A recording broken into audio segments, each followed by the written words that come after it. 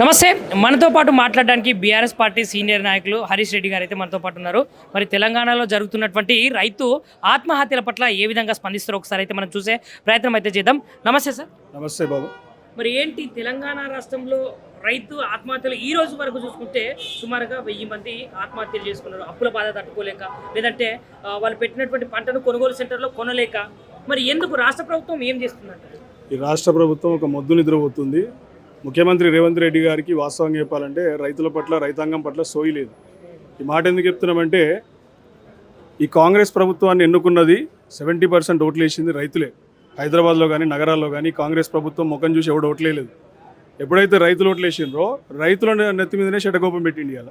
ఇవాళ మీరు చూస్తే రాష్ట్రం మొత్తం మీద 35% కంటే ఎక్కువ రైతు అదేంటి వరి ధాన్య సేకరణ జరగలేదు. ఇప్పటిదాకా వరి ధాన్యం సేకరణ జరగలేదని ఇక్కడైతే వరి కుప్పల దగ్గరనే దాదాపు 4-5 రైతులు మరణించారు. ఇటువంటి వ్యవస్థలో ఉన్నప్పుడు ఖచ్చితంగా రైతులకు ఏదో న్యాయం జరుగుతుంది అన్నటువంటి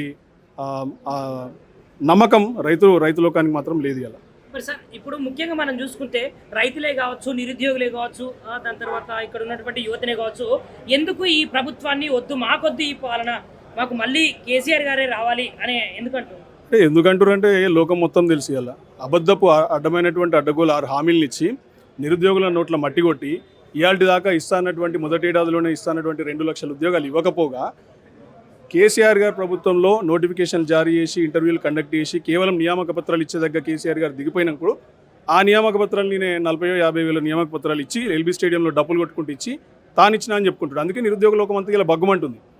ఇస్తానటువంటి హామీలు ఎడమైనాయి, ఇచ్చినటువంటి 6 హామీలు ఎడమైనాయి, నిరుద్యోగులకు ఇస్తానటువంటి 2 లక్షల ఉద్యోగాలు ఎడమైనాయి, జాబ్ క్యాలెండర్ ఎడమైంది. కనీసం ప్రైవేట్ రంగాన్ని ఏమైనా ప్రోత్సహించి మీరు ప్రైవేట్ రంగంలో ఉద్యోగాలు కల్పిస్తారు అంటే ఇలాంటి దాకా దిక్కు దివాన్ లేదు. కంపెనీలు వస్తలేవు వీడికి. ఆ కంపెనీలు వస్తలేవు. కేటీఆర్ గారు ఆ రోజు తీసుకొచ్చి ఎంఓయూలు చేసుకున్నటువంటి కంపెనీలే ఇలా తెరుస్తున్నారు తప్ప కొత్తగా శ్రీధర్ బాబు గారిను రేవంత్ రెడ్డిని చూసేడికి కనీసం ఐటీ కంపెనీలు కూడా వస్తలేవు, ఫార్మా కంపెనీలు కూడా వస్తలేవు వీడికి.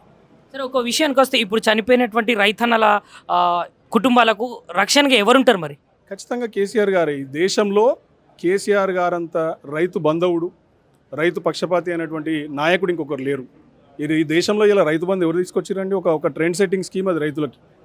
ఇలా వరి ధాన్యము తెలంగాణలో సేకరించినంతగా వేరే రాష్ట్రాల్లో ఏ రాష్ట్రంలో కూడా ఎవరిది. ఇలా కేసీఆర్ గారు చేసినన్ని రైతు స్కీములు కానీ, తీసుకొచ్చినటువంటి రైతు సెంట్రిక్ స్కీములు కానీ ఈ దేశంలో ఏ నాయకుడు తీసుకురాలేదు. ఖచ్చితంగా రైతులు మళ్ళీ కేసీఆర్ గారి పరిపాలన కోరుకుంటున్నారు. బంగారు తెలంగాణ కావాలంటే కేసీఆర్ గారే రావాలి.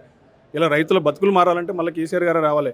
రైతు బంధు ఎడమైంది ఇలా రేవంత్ రెడ్డి 2 నెలల్లో మొత్తం అన్ని ప్రతి ఒక్క ఎకరానికి ఇస్తానటువంటి రైతు బంధు ఎడమైంది. అలా తిప్పి కొడితే ఎకరన్నర రైతులకు ఇచ్చేసింది. మరి మిగతా 2 ఎకరాలు, 3 ఎకరాలు, 4 ఎకరాల వాళ్ళకు అది మేము ఎన్నికల ముందు చెప్పాల్సింది. నేను కేవలం 1 ఎకరం, ఎకరన్నర వాళ్ళకి రైతులకే ఇస్తా అని చెప్పేసి ఇలా 2.5 నెలలు గడుస్తూ ఉంది. రైతు బంధు ఇస్తా అని చెప్పేసి చేతులు దులుపుకొని పారిపోయినటువంటి సన్నాసి రేవంత్ రెడ్డి. 45 రోజులు దాటడమే కాదు, 35% కంటే ఎక్కువ సేకరణ జరగలేదు. ఆ ఉన్న దగ్గర కూడా ప్రతి బస్తాకి ఒక 3-4 కిలోలు అదనంగా సేకరిస్తూ కోస్తూ అదనంగా చేస్తూ రైతుల నోట్లో మట్టి కొడుతున్నారు. బ్యాగులు లేవు, అస్తవ్యస్తంగా ఉంది. నిన్న మా కాన్స్టిట్యున్సీ రామగుండం పోతే అక్కడ బార్దాన్లు కరువైనాయి. ఇలా దాదాపు ఒక 10-12 ట్రిప్పుల ధాన్యం అట్నే పడింది గ్రౌండ్లో ఐకేపీ సెంటర్ దగ్గర.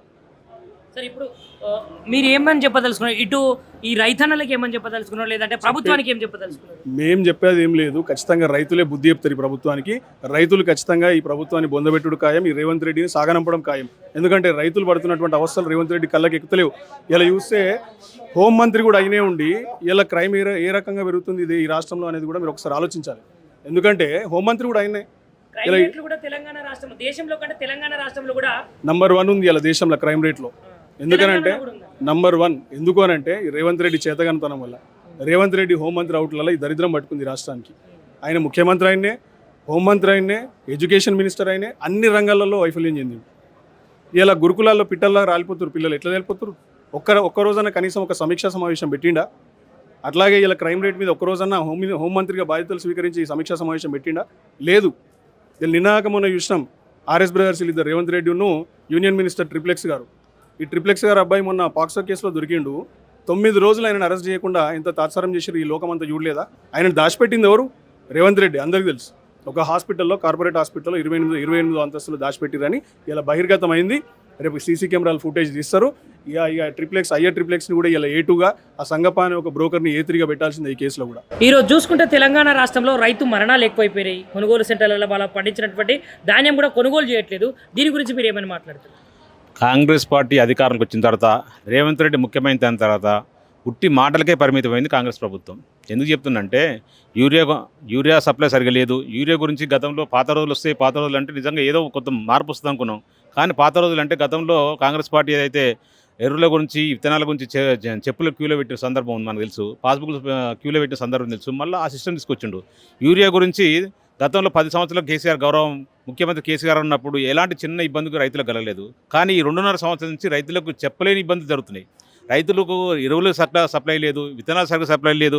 లేదో కష్టపడి 4 కాలు కష్టపడి పండించిన పంటకు 500 రూపాయలు అన్ని పంటలకు బోనస్ ఇస్తామని చెప్పి గొప్ప మాటలు చెప్పేసి, ఈరోజు సన్న వడ్లకే 500 రూపాయలు బోనస్ ఇస్తామని చెప్పేసి బోనస్ ఇవ్వాల్సి వస్తుందని చెప్పి పండిన పంటలు కూడా కొనలేని పరిస్థితి. గతంలో కేసీఆర్ గారు ముఖ్యమంత్రి ఉన్నప్పుడు పండిన పంటను, ప్రతి గింజను కొన్న సందర్భం మనకు తెలుసు.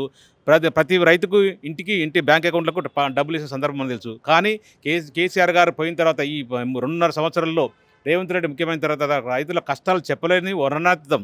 అన్ని కష్టాలు పడుతారు రైతులు. ప్రతి ఎరువుల కొరకు కష్టమే, విత్తనాల కొరకు కష్టమే, పండిన పంటను అమ్ముకోవడానికి కష్టమే. ఇప్పుడు చూసిన అకాల వర్షాలు వస్తున్నాయి. ఎక్కడి పంటలు అక్కడ మొక్కజొన్న కానీ, లేకపోతే వరి కానీ, అన్ని ధాన్యాలు తడిసిపోయి రైతులు అధోగతి పాలవుతారు. ఆహార గోసపడుతున్నారు రైతులు.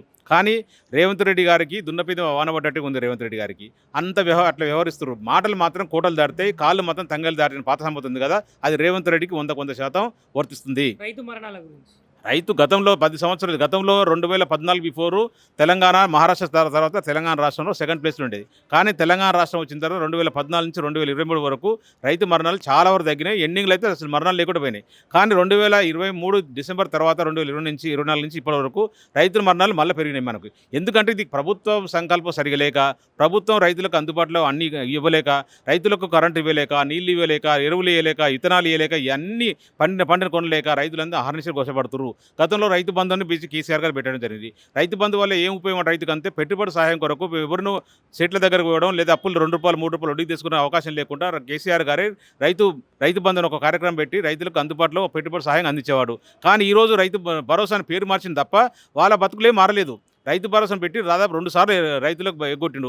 ఒక్కొక్కసారి ఒక ఎకరానికి ఇస్తుంటాడు, పెద్ద అట్టాసంగా బిహేవ్ చేస్తుంటారు. 2వ ఎకరానికి ఇస్తుంటాడు, మళ్ళీ అట్టాసంగా మీటింగ్ పెడుతుంటాడు. మళ్ళీ పెద్ద మాటల ప్రసంగంలో ఎట్టుంటుంది అంటే, ఇక అసలు ఈయనంత గొప్పోడు లేడు, ఈయనంత మొగోడు లేడు, రైతులకు ఏదో మంచి చేస్తుందని చెప్పేసి గొప్పలు చెప్తుంటారు తప్ప రైతులకు ఒక్క 1% ఇవ్వలేదు. రైతు భరోసాని పేరు మార్చింది తప్ప రైతుల బతుకులు ఏమాత్రం మారలేదు. కనీసం చెప్తే కదా, రైతు బీమా కూడా ఇవ్వలేని పరిస్థితి. గతంలో ఒక్క గుంటున్నా కూడా రైతు బీమా ఇచ్చేవాడు కేసీఆర్ గారు. ఏదైనా అనకాలం వల్ల, ఏ మరణం వల్ల, అకాల మరణం జరిగినా, లేదా యాక్సిడెంట్ వల్ల జరిగినా, అట్లాంటి మరణం అయినా కూడా రైతుకు 10 డేస్ లోపల ఏదో దినాలు అయితే ఆ లోపల 5 లక్షల రూపాయలు ఇంటికి వచ్చేటివి. కానీ ఆ రైతు బీమా పథకం కూడా ఎత్తేసిండు. అసలు ఈ రైతుల గురించి మన రేవంత్ రెడ్డి గారు అసలు ఎట్లాంటి ఎన్ని ఇబ్బందులు పెడుతున్నారు. మాటలు మాత్రం పెద్ద మాటలు చెప్తుంటారు తప్ప రైతులకు ఏం ఒరిగేది లేదు. రైతులు చాలా ఇబ్బందులు ఉన్నారు. కేసీఆర్ గారు ఎప్పుడు వస్తారా, కేసీఆర్ గారు మళ్ళీ ముఖ్యమంత్రి అయితే బాగుండు. కేసీఆర్ ఉన్నప్పుడు 10 సంవత్సరాలు ఎలాంటి లోటు లేదు. నీళ్ళ విషయంలో కానీ, కరెంటు విషయంలో కానీ, విత్తనాల విషయంలో కానీ, ఎరువుల విషయంలో కానీ, లేకపోతే పంట కొనడం విషయంలో కానీ రైతులు ఎంత మహారాజులో బతుకురు. రైతులు కాళ్ళ మీద కాలు వేసుకొని కూర్చున్నారు. రైతులకు రైతు బంధులో ప్రతి రైతు పెట్టుబడి కొరకు ప్రతి అకౌంట్లోకి టింగ్ అంటే డబ్బులు వేసేవాడు. కొన్న తర్వాత ప్రతి పండిన పంటను కొన్న తర్వాత అకౌంట్లోకి డబ్బులు వేసేవాడు. కానీ ఇప్పుడు అట్లా పరిస్థితి లేదు, మొత్తం మారిపోయింది. పాత రోజులు వచ్చేసినాయి. ఏదైతే కాంగ్రెస్ అంటేనే స్కామ్ ఉంటాయి కదా, కాంగ్రెస్ పాలన అంటే ఎవరికి అందుబాటులో ఉండే గవర్నమెంట్ ఉంటుంది కదా. కాంగ్రెస్ అంటే వాళ్ళ ఓన్ లాభాల కొరకు, సెటిల్మెంట్ల కొరకు, స్కామ్ల కొరకు చేస్తుంటారు తప్ప అదే నడుస్తుంది తప్ప కొత్తగా ఏం లేదు. రేవంత్ రెడ్డి వల్ల రైతాంగాను అన్ని రంగాల వర్గాల ప్రజలు అంతా చాలా ఇబ్బందులు పడుతున్నారు. ఎప్పుడు ఈ 2.5 సంవత్సరాలు, ఇంకా 2.5 సంవత్సరాలు గవర్నమెంట్ ఉంటుంది, ఎప్పుడు పోతుంది ఈ కర్మ, ఎప్పుడు మళ్ళీ కేసీఆర్ గారు వస్తారని చెప్పేసి ప్రజలంతా రైతాంగ వర్గాన్ని ప్రజలంతా వేస్తున్నారు. రైతులే కాదు, విద్యార్థులు కానీ, నిరుద్యోగులు కానీ, ఉద్యోగస్తులు కానీ, లేబర్లు కానీ, ఇండస్ట్రియలిస్టులు కానీ, ఏ ఒక్క రంగాన్ని కూడా రేవంత్ రెడ్డి గారి ప్రభుత్వంలో సంతోషంగా లేరు. మళ్ళీ కేసీఆర్ ప్రభుత్వం ఎప్పుడు వస్తుందని చెప్పి చూస్తున్నారు. 2.5 సంవత్సరాలు ఎట్లా గడుస్తుందని చెప్పేసి దేవుడికి వేడుకుంటారు. మరి తెలంగాణ రాష్ట్రంలో రైతుల పట్ల, అదేవిధంగా రైతాంగం పట్ల ఈ ప్రభుత్వము ఎందుకు నిరకరంగా చూపిస్తుంది? అదేవిధంగా ఎందుకు వాళ్ళకు చేసినటువంటి హామీలనే కావచ్చు, వాళ్ళు కొంటానన్నటువంటి ధాన్యాన్ని కావచ్చు, ఎందుకు కొనట్లేదు? ఇలా రైతాంగాన్ని దగా చేసినటువంటి ప్రభుత్వం ఏదైతే ఉందంటే రేవంత్ రెడ్డి ప్రభుత్వం. ఇలా ఒకవైపు ఎలక్షన్ సమయంలో కల్లబొల్లి మాటలు చెప్పి ఇలా రైతు బంధుని ఎగ్గొట్టిన ప్రభుత్వం రేవంత్ రెడ్డి ప్రభుత్వం. రైతు రుణమాఫీని ఎగ్గొట్టింది ప్రభుత్వం రేవంత్ రెడ్డి ప్రభుత్వం. రైతు భరోసా పేరుతోటి ఇలా 4 సార్లు ఎగ్గొట్టిన ప్రభుత్వం రేవంత్ రెడ్డి ప్రభుత్వం. ఇక రైతు బోనస్ ఇస్తామని చెప్పేసి ఎగ్గొట్టిన ప్రభుత్వం రేవంత్ రెడ్డి ప్రభుత్వం. కాబట్టి ఇది బోగస్ ప్రభుత్వం, ఇది బోనస్ ఇచ్చే ప్రభుత్వం కాదని చెప్పేసి మా వర్కింగ్ ప్రెసిడెంట్ కేటీఆర్ గారు స్పష్టంగా ఈరోజు ప్రెస్ మీట్లో చెప్పడం జరిగింది. ఇలా రైతాంగాన్ని దగా చేస్తున్నారు కాకుండా ఏమంటుంది ఇలా 2 నెలలుగా రైతాంగము పడగాపులు కాస్తూ ఉన్నారు. తను పండించిన ధాన్యాన్ని అమ్ముకునే పరిస్థితి లేదు ఇలా రైతులు. ఇలా వడ్లన్నీ కూడా కళ్ళాల్లో తడుస్తున్నాయి, టార్పులిన్ లేవు, కనీసం పాడి క్లీనర్ యంత్రాలు లేవు.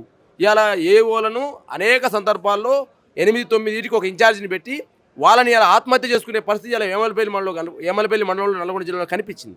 కాబట్టి ఇలా రైతును ఒకవైపు దగా చేస్తూ ఇలా రైతాంగాన్ని నిండా ముంచినటువంటి రేవంత్ రెడ్డి సర్కార్ పట్ల మా పార్టీ వర్కింగ్ కేటీఆర్ గారు మాట్లాడింది వాస్తవం. ఇలా బీఆర్ఎస్ శ్రేణులు అనునిత్యం ఇలా రైతాంగానికి అండగా ఉంటూ ప్రతి కళ్ళంలోకి వెళ్ళి అలా రైతు భరోసా ఇస్తూ సందర్భానుసారం వాళ్ళకు ఎండలో కొంతమంది మా జనగాం కాన్ఫరెన్స్లో పల్లరాజరెడ్డి గారు గొడుగులు పంచడం జరిగింది వాళ్ళ కోసం. అంటే ఇలా రైతాంగానికి అండగా ఉంటుంది బీఆర్ఎస్ పార్టీ నాయకత్వం, పార్టీ వర్కింగ్ కేటీఆర్ గారు. ఇక రైతును దగా చేస్తుంది రేవంత్ రెడ్డి ప్రభుత్వంగా తేలిపోయింది. కాబట్టి ఇక రైతుని నిండా ముంచిన సర్కారుకు ఇక రైతాంగాన్ని తెలంగాణ పాలించే అర్హత లేదని చెప్పి విజ్ఞప్తి చేస్తా ఉన్నాం. అన్న, ఇంకొక విషయం మనం మాట్లాడుకుంటే సుమారుగా ఈ ప్రభుత్వం గద్దెనెక్కినప్పటి నుంచి ఇప్పటి వరకు 1000 మందికి పైగా రైతులైతే ఆత్మహత్యలు చేసుకున్నారు. దాని తర్వాత అప్పుల బాధ తట్టుకోలేక, అదేవిధంగా వాళ్ళు తెచ్చినటువంటి ఏదైతే ధాన్యం కోసము తీసుకున్నటువంటి పైసలు లేక వాళ్ళైతే ఆత్మహత్యలు చేసుకున్నారు. కొంతమంది కొనుగోలు సెంటర్లలో ఆత్మహత్యలు చేసుకున్న దాఖలాలు అయితే మనం దీని గురించి ఏమైనా మాట్లాడతారు? 100% ఇలా నేను కూడా నల్గొండ జిల్లా ఎకరికల్ కాన్ఫరెన్స్లో మా స్వగ్రామైన టేకులపల్లి అనే గ్రామంలో వెళ్ళాము.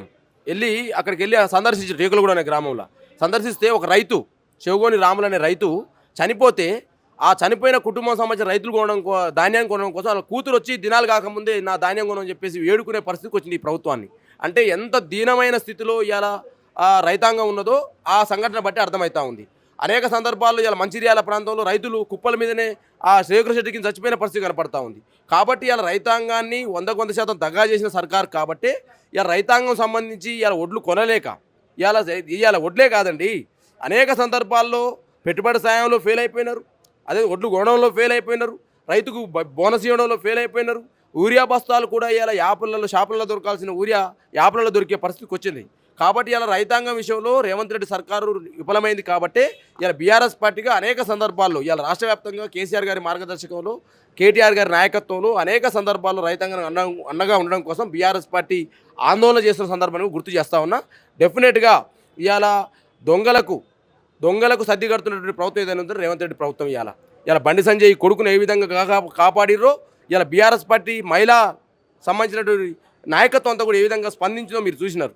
ఆర్ఎస్ ప్రవీణ్ కుమార్ మా పార్టీ ప్రధాన కార్యదర్శి ఏ విధంగా స్పందించారో చూసినాం. ఇలా బీఆర్ఎస్ పార్టీ స్పందించకపోతే ఆ దొంగకి ఇలా కిరీటం పెట్టేది రేవంత్ రెడ్డి. ఇవాళ ఎవరైతే పోక్సో కేసులో అరెస్ట్ అయినటువంటి ఆ నాయకుని యొక్క కొడుకుని కాపాడడం కోసం విశ్వ ప్రయత్నాలు రేవంత్ రెడ్డి చేస్తే ఇవాళ ఒక చిన్న మైనర్ బాలికకు అన్యాయం జరుగుతుందని చెప్పేసి స్పందించింది బీఆర్ఎస్ పార్టీ. ఇవాళ రైతాంగం కోసం స్పందిస్తుంది బీఆర్ఎస్ పార్టీ, మహిళల హక్కుల కోసం స్పందిస్తుంది బీఆర్ఎస్ పార్టీ, ఇవాళ విద్యార్థులు నిరుద్యోగుల కోసం స్పందిస్తుంది బీఆర్ఎస్ పార్టీ, ఇవాళ సకల జనుల యొక్క సమస్యల మీద కొట్లాడుతుంది బీఆర్ఎస్ పార్టీ. కాబట్టి డెఫినెట్గా ఈ రేవంత్ రెడ్డి సర్కారుకైనా సమరశంఖం పూరించిన మా పార్టీ వర్కింగ్ కేటీఆర్ గారు. ఆ క్రమంలో ఇవాళ సభ్యత్వ డిజిటల్ పద్ధతిలో సభ్యత్వ క్యాంపెయిన్ జరగబోతా ఉంది. అన్నిటికీ నియోజకవర్గాలు ఇన్ఛార్జీలు వేసిన మా పార్టీ వర్కింగ్ ప్రెసిడెంట్ కేటీఆర్ గారు. ఆ దిశగానే బీఆర్ఎస్ పార్టీ చేస్తూ ఉంది. ప్రతి సమస్యను తట్టి లేపడం కోసం బీఆర్ఎస్ పార్టీ సన్నద్ధమైంది. అన్న, ఇంకొక చిన్న విషయము ఏమంటారంటే రేవంత్ రెడ్డి గారు, మరి నేను కూడా ఒక వ్యవసాయ కుటుంబం నుంచి వచ్చిన వ్యక్తిని, చిన్న స్థాయి నుంచి వచ్చిన వ్యక్తిని అని చెప్తారు కదా. మరి వ్యవసాయం నుంచి వచ్చినటువంటి వ్యక్తి మరి రైతుల బాధలే కానీ, రైతుల గోడే కానీ, రైతుల విధే కానీ ఎందుకు అర్థం చేసుకుంటలేడు అంటారు? ఆయన వ్యవసాయ కుటుంబం నుంచి రాకున్నా కూడా వ్యవసాయ కుటుంబం నుంచి వచ్చిందని చెప్పేసి చెప్పుకున్నటువంటి ముఖ్యమంత్రి రేవంత్ రెడ్డి గారు. రేవంత్ రెడ్డి గారు ఎక్కడ పెరిగిందని చెప్పిన ఆయనే చెప్తారు కదా, జూబ్లీ హిల్స్లో పెరిగిన నేను అని చెప్పేసి మాట్లాడతాడు. నాకు చిన్నప్పటి నుంచే సినిమా హీరోలతో పరిచయం ఉందని చెప్పేసి ఆయనే మాట్లాడతాడు. అంటే సినీ కల్చర్లో సినిమా హీరోలతో పెరిగినటువంటి ఆయన రైతులతో ఎప్పుడు పెరిగిన ఆయన అంటాడు కదా, నేను చిన్నప్పటి నుంచి జూబ్లీ హిల్స్లో ఉన్నా, నాకు అందరూ ఒక బీరు తాగాలంటే కూడా నన్ను అడిగి నా పర్మిషన్ తీసుకునే హీరోలు అని చెప్పేసి మాట్లాడుతూ ఉన్నారు. అంటే ఈయన చిట్టి రాసిస్తే ఈ సినిమా హీరోలు బీరు తాగేదట. ఇది ఎక్కడి సంస్కారం నాకు అర్థం కావట్లేదు. ఇటువంటి రేవంత్ అంటే బీరు తాక్కుంటూ పెరిగిన ఆయన, సినిమా హీరోలతో పెరిగిన ఆయన రైతుల కష్టాలు ఎప్పుడు చూసిండు. కాబట్టి ఆయనకు సినిమా హీరోలతో పెరిగిన సినిమా కష్టాలు తెలియట్లేవు, రైతులతో పెరిగినట్టు రైతుల కష్టాలు తెలియట్లేవు. ఇవాళ సకల జనుల్ని మోసం చేస్తున్నటువంటి ఈ రేవంత్ రెడ్డి పైన 100% బీఆర్ఎస్ పార్టీగా సమరశంకరం పూరిస్తాం. డెఫినెట్గా ఈ రేవంత్ రెడ్డి అనే ఒక దొంగ సర్కార్ని ఖచ్చితంగా ప్రజలలో భరతం తెలియజేస్తా ఉన్నాం. ఈరోజు రాష్ట్రము దాదాపు 15 సంవత్సరాలు పోరాటం చేసి సాధించుకున్న తర్వాత కేసీఆర్ గారు ఒక దీర్ఘకాలికమైన ప్రణాళికతోని, ఎందుకంటే మన ప్రధానమైన ఉద్యమం జరిగిందే నీళ్లు, నిధులు, నియామకాలు. నీళ్లు అనే దాని మీద స్పష్టంగా ప్రాజెక్టులు కట్టి, అదేవిధంగా రైతు బంధు ప్రపంచంలో ఎక్కడ కూడా ఏ రాష్ట్రంలో ఏ దేశంలో ఏ విధంగా మొట్టమొదటిసారి ప్రపంచంలో పెట్టుబడి సాయం ఇచ్చి పంటను పండించి ఆ పంటను డైరెక్ట్గా ప్రభుత్వమే కొనే పరిస్థితిని తీసుకొచ్చిండు. గతంలో మనం చూసినాం 2014 కంటే ముందు కల్లాలల్లో ఒడ్లో కొట్టుకుపోయిన రోజులున్నాయి. మార్కెట్ల దగ్గర పోతే మార్కెట్ల కాడ హార్ట్ అటాక్లు వచ్చి చచ్చిపోయిన రోజులున్నాయి. కానీ తెలంగాణ సాధించిన తర్వాత మిషన్ కాకతీయ ద్వారా, కాళేశ్వరం ప్రాజెక్టు ద్వారా దాదాపు 64 లక్షల మెట్రిక్ టన్నుల నుంచి దాదాపు 3 కోట్ల మెట్రిక్ టన్నుల వరిధాన్యాన్ని ఉత్పత్తి చేసిండ్రు.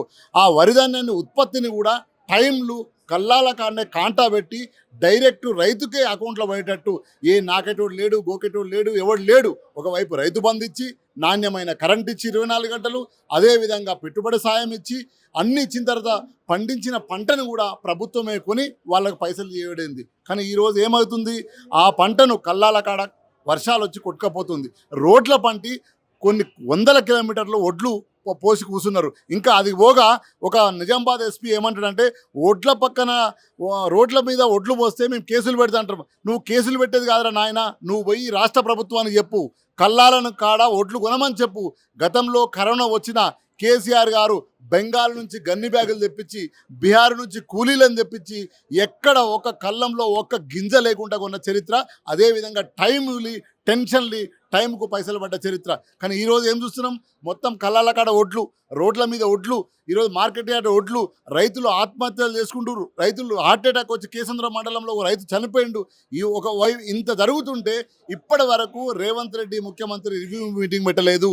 ఇగో ఆ వ్యవసాయ శాఖ మంత్రి ఏమో నేనే రైతును అంటాడు. మరి రైతు అయితే నువ్వు ఈరోజు కళ్ళాల కాడ ఒడ్లు ఎందుకున్నాయి, మార్కెట్ యార్డ్లలో ఒడ్లు ఎందుకున్నాయి, రోడ్ల పంటి ఒడ్లు ఎందుకున్నాయి, స్పష్టంగా అర్థమవుతలేదా? రైతు ఈరోజు నా తుమ్మల నాగేశ్వరరావు నేను రైతు బిడ్డని అంటుండు. నేను రైతు శాఖ మంత్రిని ఆయన చెప్తుండు. ఆయన రైతు శాఖ మంత్రి, ఆయన రైతు బిడ్డ అంటాడు. మరి రైతు బిడ్డకు, రైతు శాఖ మంత్రికి ఈరోజు కల్లాలలో ఒడ్లు కనిపిస్తలేవా?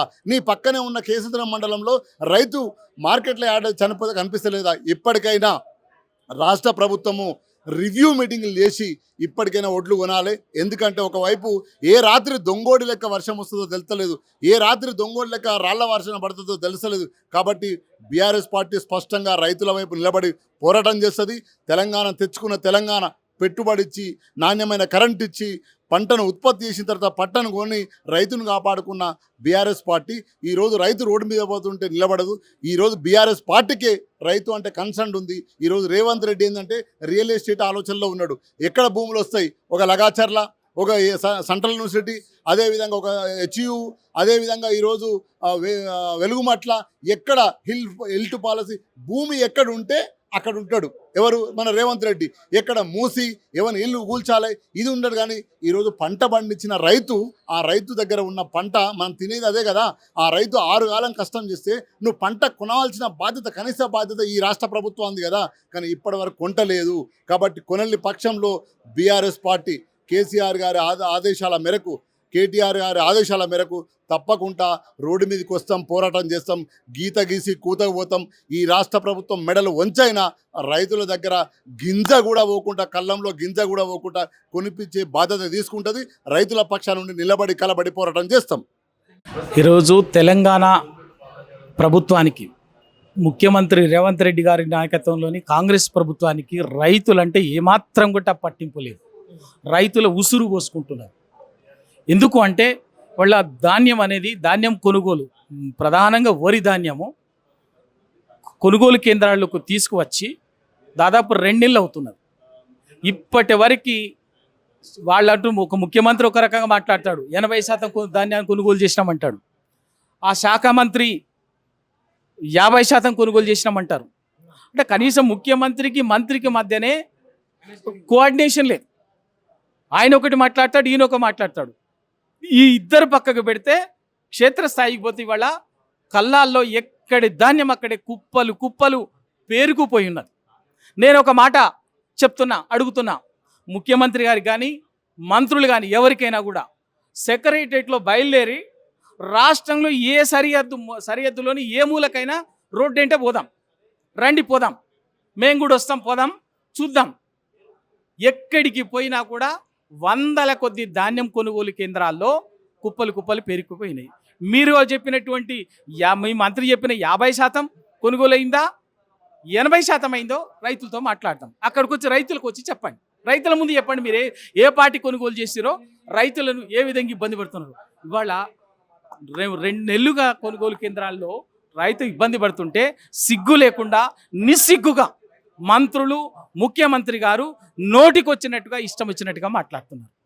రైతులకు సంబంధించి ఇప్పటివరకు ధాన్యం కొనుగోళ్లకు సంబంధించి కనీసం ఒక ఉన్నత స్థాయి సమావేశం పెట్టలేదు ముఖ్యమంత్రి గారు. ఇవాళ దానికి ఏదో మాట్లాడుతున్నారు.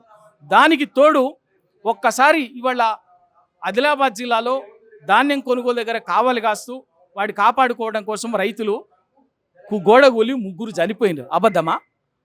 తర్వాత నకరేకల్లో ధాన్యం కొనుగోలు దగ్గర కావలి కాస్తూ ఒక రైతు గుండె ఆగిపోయింది. అబద్ధమా? అక్కడే రాశి కుప్ప మీదనే గుండె ఆగిపోయింది. అబద్ధమా? మీరందరూ నేను ఒకటే చెప్తున్నా, సివిల్ సప్లై మంత్రి ఉత్తమ్ కుమార్ రెడ్డి గారు తన నియోజకవర్గానికి సెక్రటరీలో బయలుదేరి నకరకల్ మీద నుంచే పోవాలి. వెంకటరెడ్డి గారు తన నియోజకవర్గానికి నకరకల్ మీద నుంచే పోవాలి. ఉప ముఖ్యమంత్రి బట్టి విక్రమార్క గారు హైదరాబాద్ నుంచి ఆ నియోజకవర్గం నకరకల్ మీద నుంచే పోవాలి. పొంగులేటి శ్రీనివాసరెడ్డి గారు తన నియోజకవర్గాన్ని నకరకల్ దాటిపోవాలి. తర్వాత వ్యవసాయ శాఖ మంత్రి తుమ్మల నాగేశ్వరరావు గారు కూడా తన నియోజకవర్గాన్ని నకరకల్ దాటిపోవాలి. ఎక్కడైతే రైతు గుండె ఆగిపోయిందో ధాన్యం కుప్ప మీద ఆ కొనుగోలు కేంద్రం పోయి మాట్లాడదాం పదండి. ఆ కొనుగోలు పోయి అడుగుదాం, మీరు చెప్పిన 50% కొనుగోలు కొన్నారా, 80% కొన్నారా, రైతులు బ్రహ్మాండంగా మీరు చెప్పినట్టు మంచిగా హాయిగా ఉన్నారా, ఆ రైతాంగం చెప్తారు. ఎందుకంటే బొంకుడు మాటలు. సబ్బన్న వర్గాలను మోసం చేశారు, రైతులను మోసం చేశారు, రైతు బంధుని ఆగం చేశారు. వాళ్ళ పైగా కొనుగోలు ఇంకా వరితో కొనుగోళ్లకు ఇచ్చినటువంటి కొన్న వాటికి పైసలు దిక్కులేదు, కొనుగోలు కేంద్రాలకు వచ్చినటువంటి వాటికి ఇప్పటికీ 50% కాదు కదా 35-40% కూడా కొనలే. కుప్పలు కుప్పలు మేము తిరుగుతుంటే మాకు తెలుస్తుంది. మీరు హైదరాబాద్లో కూర్చోనో సెక్రటరీలో కూర్చోనో మాట్లాడటం కాదు, తిరుగుతుంటే ధాన్యం ఏడుస్తున్న రైతులు మామూలుగా కాదు, దుఃఖం కడుపు నిండా పుట్టాడు దుఃఖంతో ఏడుస్తున్నారు. ఇంకొక విషయం మనం మాట్లాడుకుంటే కొడంగల్ సొంత నియోజకవర్గమైనటువంటి రేవంత్ రెడ్డి గారి నియోజకవర్గంలో నిన్నటికి నిన్న రైతులందరూ అక్కడ కూర్చొని రాస్తారోకో చేయడము, ధర్నాలు చేయడము, ఆ ధాన్యం అసలుకే కొంటలేరని చెప్పేసి ఏడుకడికి మొత్తం ఇట్లా రోడ్డు పైన బైఠాయించిన పరిస్థితి అయితే మనం చూసాము. దీని గురించి ఏమంటారు? మరి ఆయన సొంత నియోజకవర్గం కదా. ఇక ముఖ్యమంత్రి గారికి ఇవేవి కనిపించదు. రాష్ట్రంలో ప్రజలు కానీ రైతులు కానీ రోడ్లెక్కి ఆందోళన చేసినటువంటిది ఏది కనిపించదు. అయ్యా ముఖ్యమంత్రి గారు, రాష్ట్రంలో 118 నియోజకవర్గాలు పక్కకు పెట్టండి, పాపం అందరూ వచ్చుండ్రు. నీకు ఓట్లేసినటువంటి నీ కొడంగల్ నియోజకవర్గ రైతాంగమే రోడ్డు మీద నిరసనలు వ్యక్తం చేస్తున్నారు, ఆందోళనలు వ్యక్తం చేస్తున్నారు. మా ధాన్యం కొనుగోళ్లకు సంబంధించి ఇబ్బంది పడుతున్నాము, మాకు చాలా కష్టం వస్తుంది. మరోవైపున మబ్బులు కమ్మి ఎప్పుడు వర్షం పడుతుందో, వర్షం పడితే పంట కష్టపడి పండించుకున్నటువంటి ధాన్యము తడిసిపోతుంది, ఆగమవుతుంది అని చెప్పేసి ఏడుస్తున్నారు.